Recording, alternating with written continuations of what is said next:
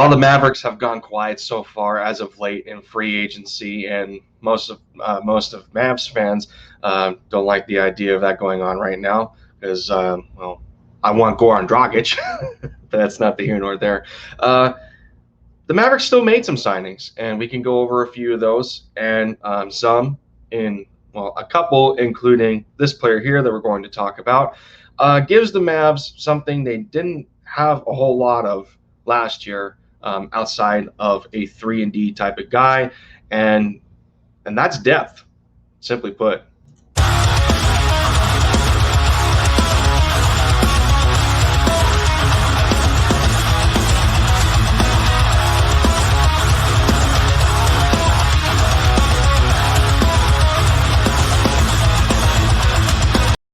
Yes, sir. What is going on, everybody? Lenny End Zone back in the building for the touchdown, taking the lead for the Eagles, one video at a time. But today we're dropping buckets for my Dallas Mavericks. If y'all are new and like the diversity fandom that I bring to the table, I would love to have you a part of the End Zone fam, and all you got to do to achieve that is hit the subscribe button. We're still on the push for 200 subs. I've been stuck in the 180s and 190s for a while now. Currently at 193. We're so close. We are so close. But yeah, man, just taking it, 10% at a time. You already know the deal. Hit the like button if you like what obviously, if you like what I'm doing, smash that like. Assists with the algorithm and get my content out there. The further MFFLs and those a part of the Bleeding Green Nation of Eagles fans, and smash the notification bell so y'all know when I drop my next piece. All right, ladies and gentlemen, MFFLs, Reggie Bullock. I like the pickup. 3 years, about 3-year, $30 million deal. Translates to about $10 million a year. For his services, that's a pretty good price. It's not overpaying. By my opinion, at least. I know some people think it was an overpay, but for the value that he brought to the New York Knicks, and coming over here and offering just about the same amount of value based on our current roster situation, you can't complain. The 6'6" North Carolina product, go Tar Heels. That's a bonus. 10-year veteran, about 30 years old. It's that prime sweet spot, where he's not too old, and he's not exactly young, but he's right there as a good veteran piece. That shooting guard, small forward spot, we did need a little bit of an improvement. Reggie Bullock gives us a nice little boost of defense to really help us improve in that category. Now, I did say there's a little bit of concern on my part. One, in 10 years, he has not played an entire season in the NBA. That's one of my issues. One, and a part of that has to deal with injury. Now, the injuries haven't necessarily been consistent. I mean, it's all across the board, from thumb soreness to ankle tweaks. Most noted, I think back in, I want to say back in 2019 or 2017, something around there. If I go back and check myself here, if I can find it. Yes, 2019. I was correct. He went under surgery for a cervical disc herniation in his back, and then before then, he has had 2 meniscus tears in his left knee. So health is an issue here as part of his durability. But when he's on the court, he's a very good contributor.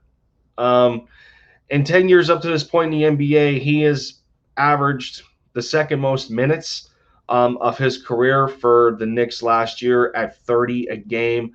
averaging eight and a half, 9 field goal attempts in total.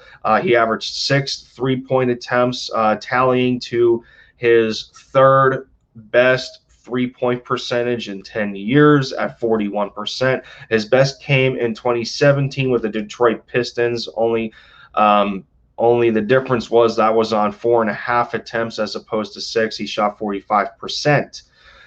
Now, this is the other part of my concern here, and we'll look at a bit of some highlights here and try and dissect what what he's going to give best for Luka here. But the other part of my concern is, yeah, when we bring up the amount of minutes that he averaged for the Knicks, there was a point in time where under that time contribution, he wasn't all that productive consistently. He struggled in the beginning of the year for New York to really make an impact. You can see over the course of the season here. Now, the only time where he really, back in March, they had a game against the Brooklyn Nets. They lost by 5, but he has starter capability, which is good. That game he went over 40 minutes, shot 5 of 10 from 3. You'll take that. 19 points, 6 rebounds. There's an assist in there. He did have 4 turnovers. So, turnovers can be something at times that he can clean up. He's very aggressive on defense, so his foul count is going to be a little up there. For the most part, in the course of last season, his fouls per game usually went anywhere between 1 to 2 or 3 to 4. 1 to 2 being the most common at 30, 3 to 4 at 22 games. Outside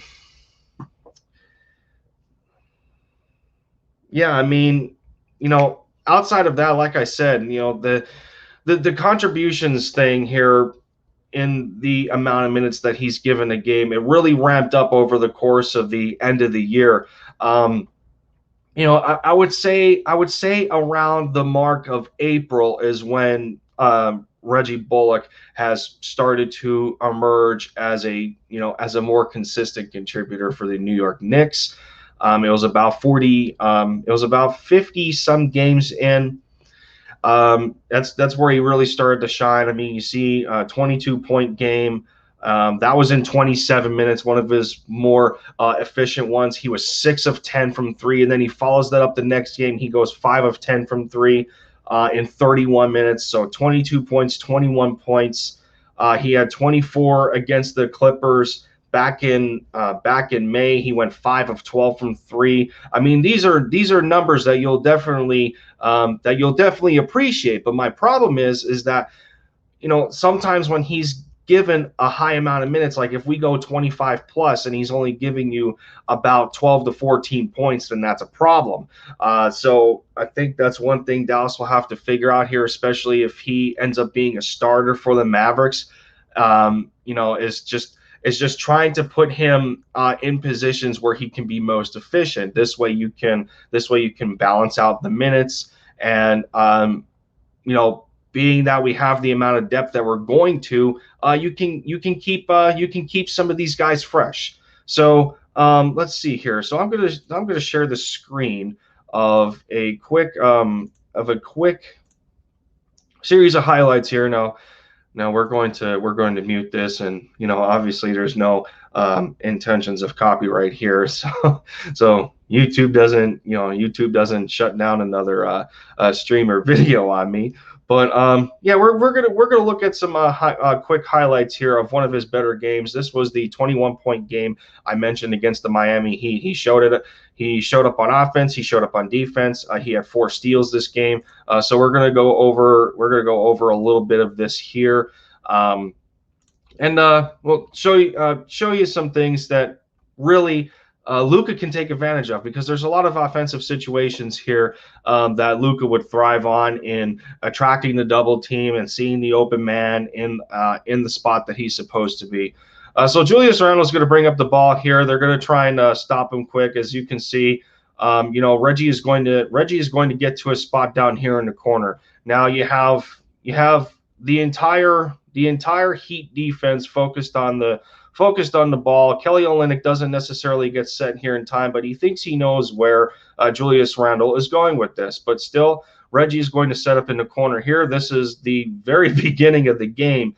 Reggie was very hot from three in this game here. He had at least, I think, 5 or 6 3-pointers by halftime. So we're going to see he fakes the pass, just a catch and shoot over Kelly Olynyk, splash, nothing but net.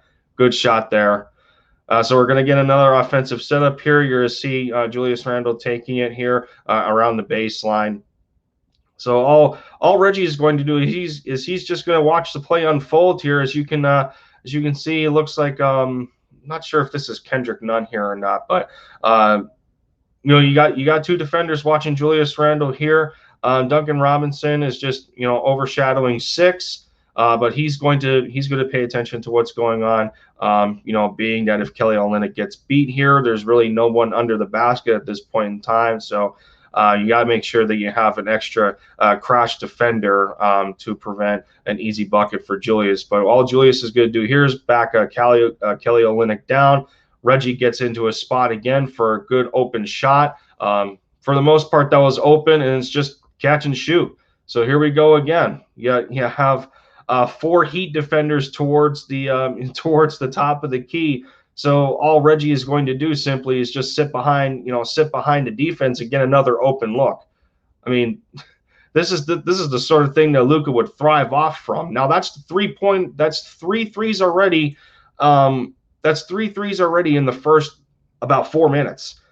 So if you get Reggie going early, it's just so long as you play defense, you're going to be you could very well have it smooth sailing if the team shoots this effectively as a whole from 3-point range. So here we go again. You see another situation here. Julius Randle backing down Kelly Olynyk. Bam, I think that's Bam working on the block as well. As soon as Reggie gets the ball here, he attracts the rest of the defense. Everybody's got their eyes on them. Kelly Olynyk comes up to crash. Reggie sells it with a nice pump fake. He kicks it back out, makes sure his feet are behind the 3-point line, and he strokes another one.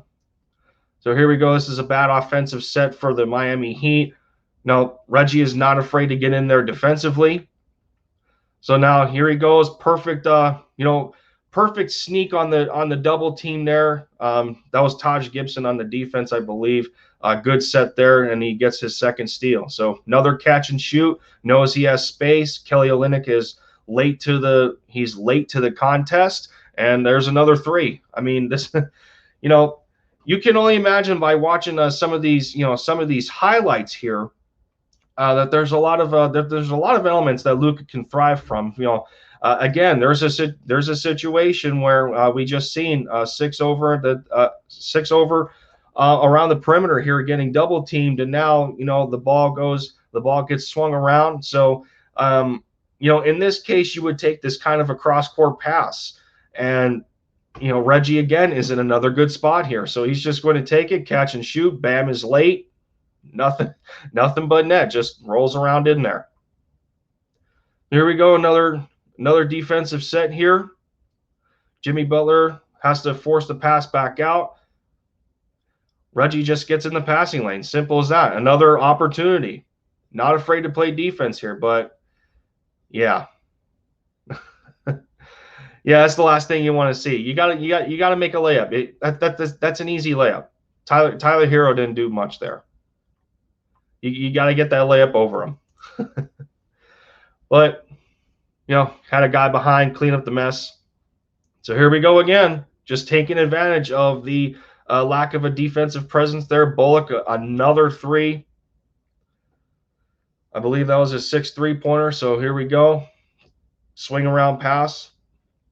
Or excuse me, that was his 7th 3, because this will no, I lied. Yeah. Oh, never mind. Yeah. So that was the 7th 3. That was the conclusion of that game. The Knicks did lose, but that was an all-around good game for Reggie Bullock there. So if I can find, so that was, all right. So if that was a February game, we'll look over the stats of that one quick. That was a February game. He had 21 points. So that was February 7th. Um, so he didn't shoot very well. Most of his shot attempts did come from three. That game, he did have a career high 7 3-pointers made. He went 7 of 14. That's a lot of 3-point attempts. So if you need him to shoot, he will shoot. I mean, we've already seen Luka have around this kind of numbers in 3-point attempts, whether it's 12. Sometimes there'd be games where he'd have 16. But overall, he goes 7 of 14 from three. That's still 50%. Of course, you're going to take that. But all in all, 17. He had 17 in total field goal attempts. 14 of those were threes, and he missed his other two, he missed his 3 2-point shots. So he didn't shoot particularly well this game. In 31 minutes, he gives you 21 points, all of his baskets, all of his points coming off of threes, 3 rebounds, 2 assists, 4 steals. He only had 3 fouls, but he still finished the game as a -7. So I mean, it's going to be a pick and choose here. But like I said, overall, I think the one thing that I would love to happen for the Mavericks in this case is them just finding a good place where they can get the most efficiency out of Reggie Bullock. And but we'll see how this signing pans out. Obviously, it's a nice depth piece that we needed for this season as opposed to last year. We suffered in that, so it's good. It's good that we have more 3-point shooters for one, and a guy that can really help us out on defense. So let me know what you guys think down in the comments about the signing of Reggie Bullock from the New York Knicks. We got him locked in for 3 years. So let's see where it takes us. But that's going to be it for me, y'all.